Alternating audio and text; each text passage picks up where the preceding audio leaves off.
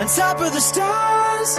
Never thought we'd ever get this far. We live for moments like this. We come alive in moments like this. Here we are, this is a time, like a dream coming to life.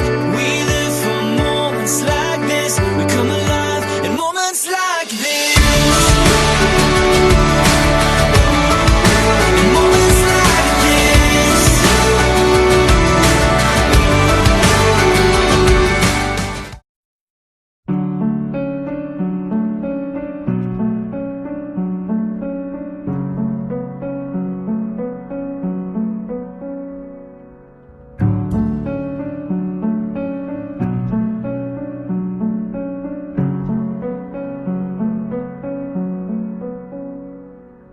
Let's just take our time.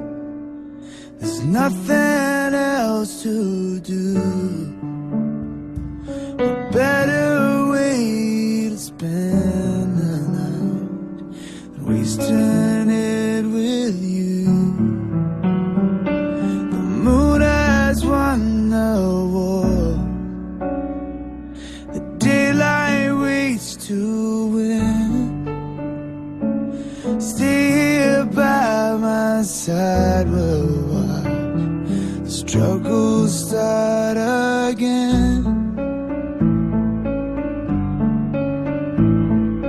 I need you now and forever to stay right here with me. Don't ever leave.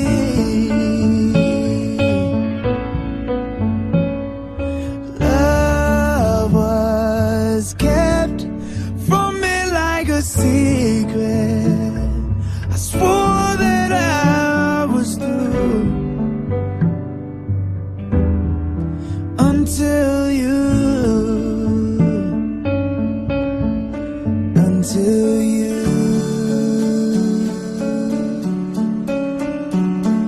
the city settled down. I watch you as you sleep. There's a silent celebration for every breath you breathe. Now this all makes sense with you as company. I left all I knew and found the better part of me.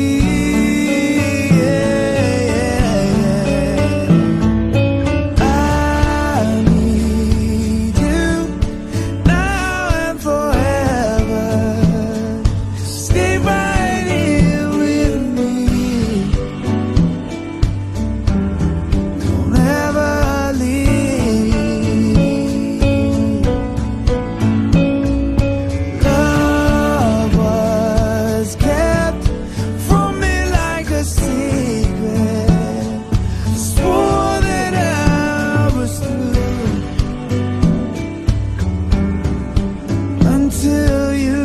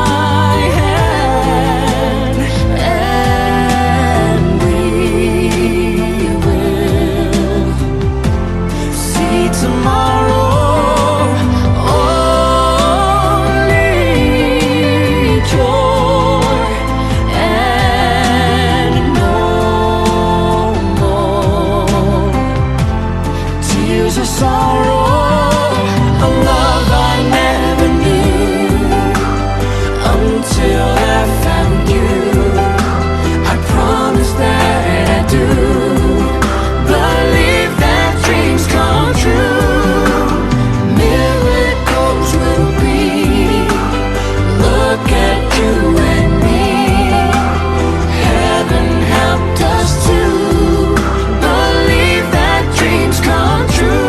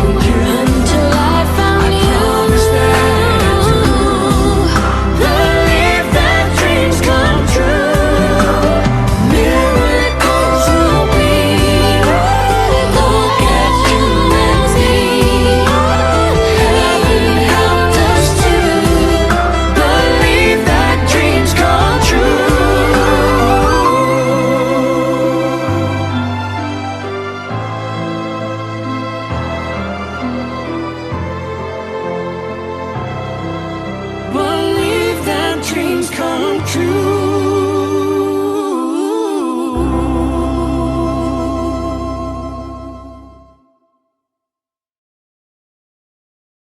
Sa ngalan ng Ama, ng Anak, at ng Espiritu Santo, ang pagpapala ng Panginoong Jesucristo, ang pag-ibig ng Diyos Ama, at ang pangipag-ayos ng Espiritu Santo, naway sumayin ng lahat.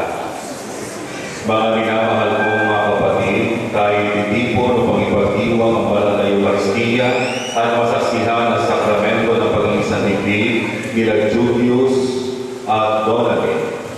Bilang isang sambayan ng Kristiyano, ipinapala ng isa lang dalawa ang tawag sa kabanang katapatan bilang mag-asawa. Magalang tayo na kasama at kinigin sa Diyos ang kanyang pagpapala sa kanila at sa mga magiging anak nila. Magyari ng Diyos, patawarin tayo sa ating mga kasalanan at patawarin tayo sa buhay na walang hanggan.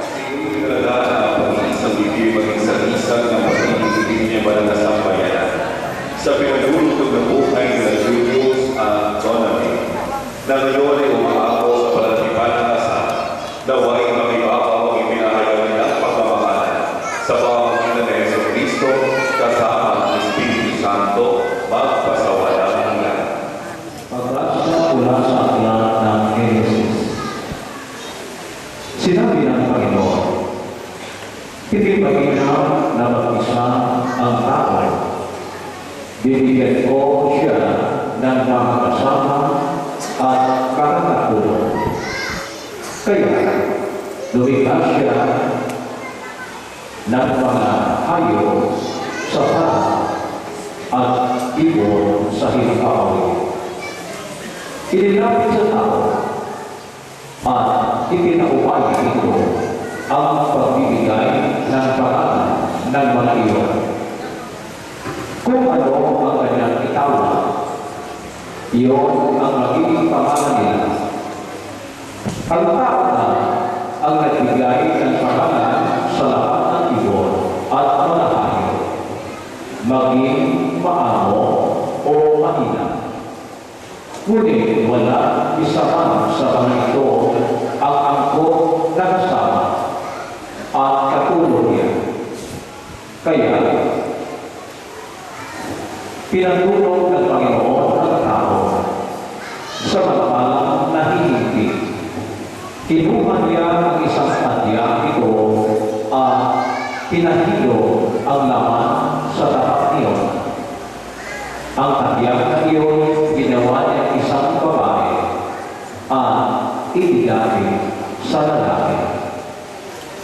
Sinabi ng lalaki, Sa wakas, narito ang isang tulad ko, laman ng aking laman, buto ng aking buto.